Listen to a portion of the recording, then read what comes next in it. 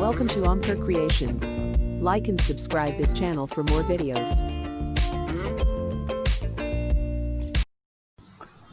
In this video, we will discuss nationalism in India. We will see what is meant by nationalism. When people began to think about their own identity, their own sense of belongings, etc., or when a patriotic feeling developed in them, that is, when they became conscious of their own nation, nationalism developed. How did this national consciousness emerge in India? Nationalism originated here in connection with the anti-colonial movements. That means till 1947, till we got independence, India was a colonial country. India was under imperial rule or British rule. In that time, all the people here means in India, there are different classes of people.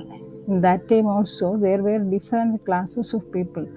Rich people and poor people, low class and high class, low caste and high caste, different religious groups, language groups, tribals, and different types of people, different people were there. All these people were striving for getting independence from the British rule because all of them were being oppressed by the imperial rule here in India.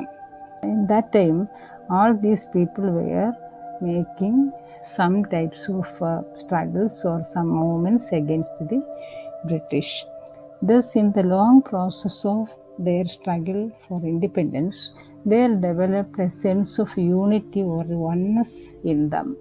That feeling of oneness was an important cause for developing such a national consciousness. Then a sense of being oppressed under this colonial people helped them to bring different classes of people or groups of people together.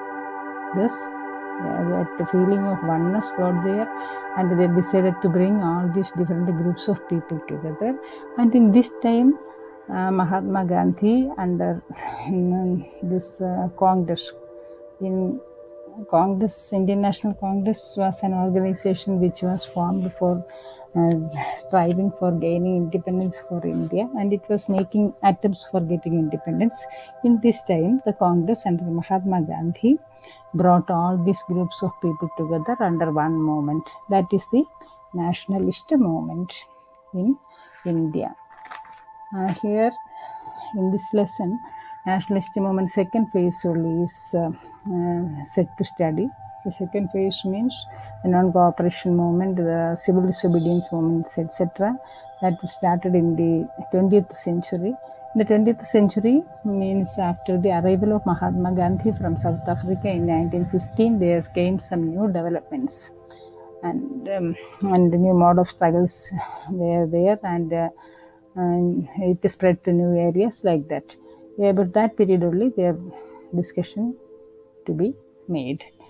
Now we will come to the First World War, Khilafat and non-cooperation. In the 20th century, an important event occurred was the First World War. The First World War started in 1914 and ended in 1918. In the 1918-19 period, it came to an end. During the First World War, during and after the First World War, there were some new developments. As a result of that, the people had to suffer. So it had some impact on India. Then here is an important question: what was the impact of First World War on India? Or how did the First World War help in the growth of national movement in India is an important question there. As a result of during the First World War, as a result means during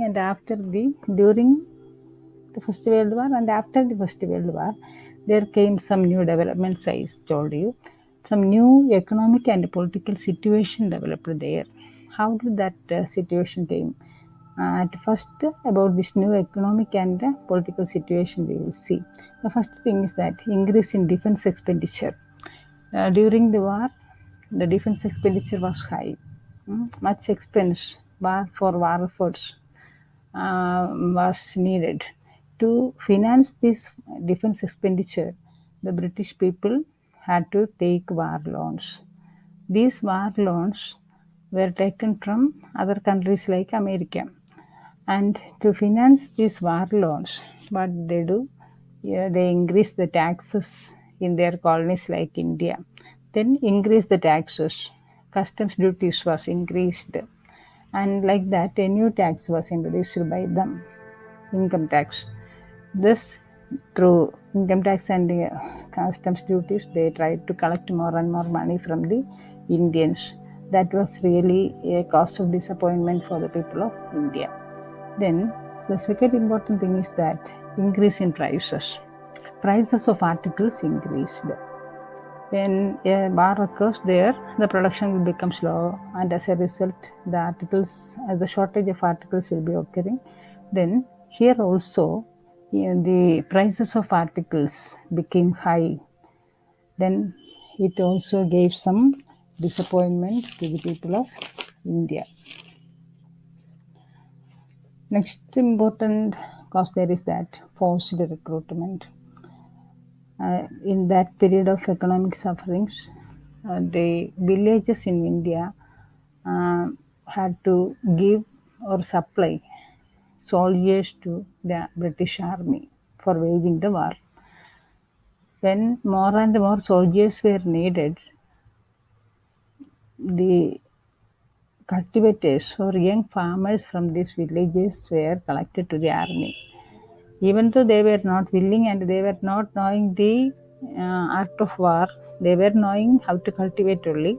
They were forcibly recruited to the army and sent to wage the war. This gave much anger to the people. It caused much disappointment and also widespread anger. Along with that, nature also played its important role.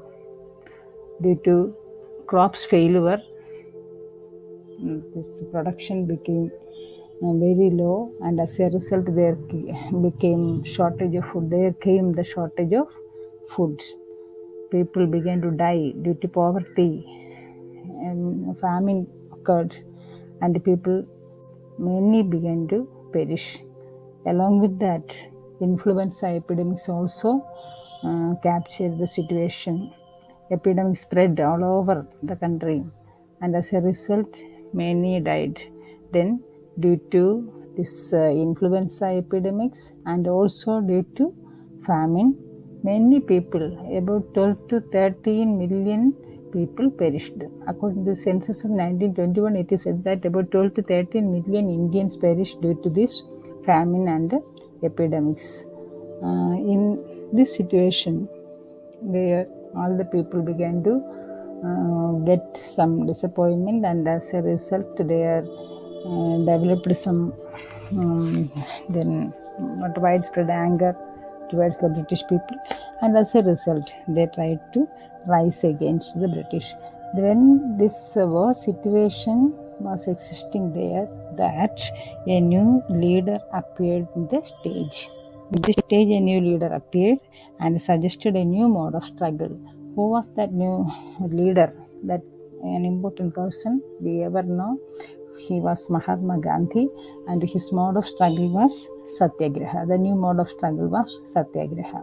About Mahatma Gandhi's idea of satyagraha, then we will discuss in the next video.